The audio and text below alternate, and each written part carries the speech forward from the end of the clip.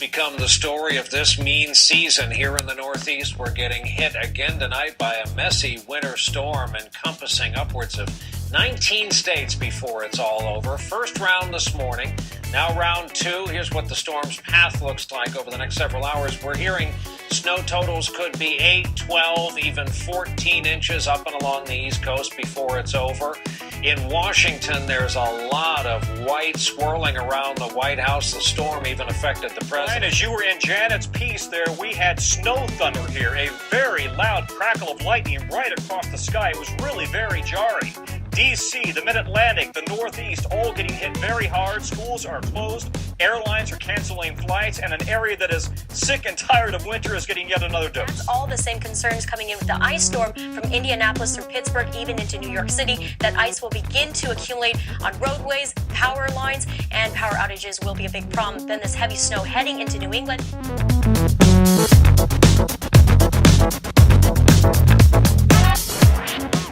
Last winter's record snowfall, we're ready to see more records crumble in the snowfall department this winter.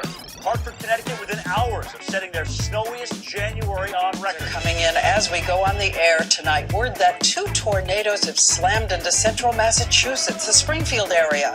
Reports of distressed calls, people trapped in cars, power lines down.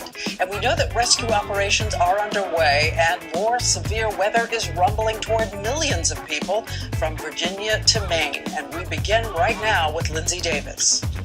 This is not the place they expected to see this. A state of emergency has been declared in Massachusetts. We've called up to 1,000 National Guard members to help with search and rescue. There has been a report of at least 1 fatality so far. State police say in the hardest hit areas, most roads are impassable. People are stuck in their cars because of downed power lines. There's a rescue operation citywide. Mike LaCrosse from WGGB gave a first-hand account of the gridlock. There is trees down everywhere. There's cars flipped over. Parts of roofs are even ripped off. Look at this! Look at this! Everybody get down! Oh my God! Look at this! Look at our snow! Everybody get down! Everybody get down!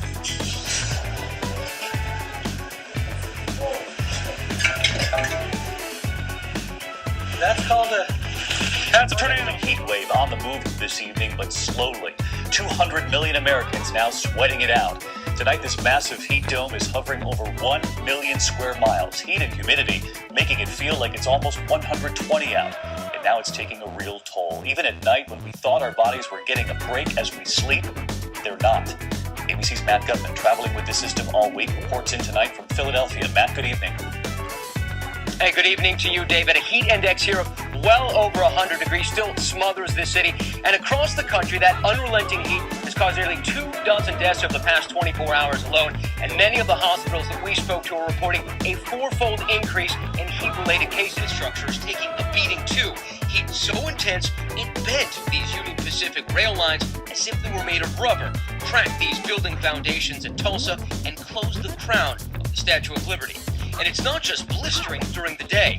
Nearly 100 cities tied or set records for high temperatures overnight this month. Electric transportation grids, we're going to shut things down because the cables and the transformers are no good to anybody if they get wet, Chris. That's a worst-case scenario. From Haiti all the way to Miami, the clouds that extend there, and that's about 800 miles. So if you look at the feeder bands from this storm and you go all the way back, that's more than 1,200 miles worth of storm at that point of the just giant canopy of clouds. I got to just stop right here for a second and throw this in. I am absolutely heartbroken at what I'm seeing right now coming in out of Vermont. Please know, Vermont, that my heart is with you right now because I just can't believe what I'm seeing. I just can't believe it. I don't know what else to say. I just had to throw that out there, guys, because it's just on my mind right now. It's been a long few days, and the pictures just keep breaking my heart.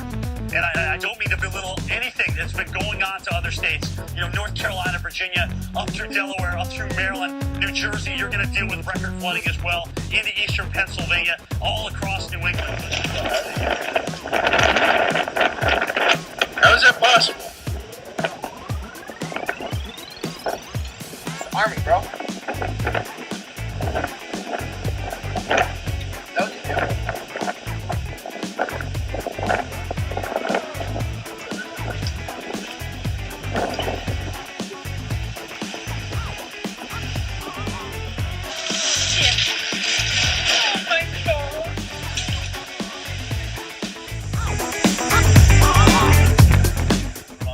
across the border in northern New York State today, where several towns and villages have been devastated by the flooding. Lucky.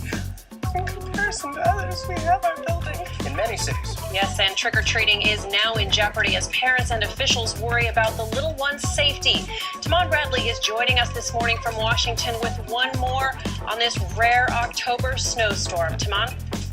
Good morning, Cecilia and Rob. The snow did not stick here in Washington, but parts of Maryland got a half a foot of snow. And the worst of the storm was farther north in New England. The monster nor'easter has passed, but the damage remains. Across the Northeast, almost 3 million people are without power. In southern New Hampshire, some of the towns are still in the dark. Nobody expected snow in October. I'm still shocked. I think everybody's shocked. The trees are even shocked. Countless trees fell, tearing down power lines. In Connecticut, utility crews are racing to restore power for nearly 1 million residents. No heat, no food, no power. And it's October.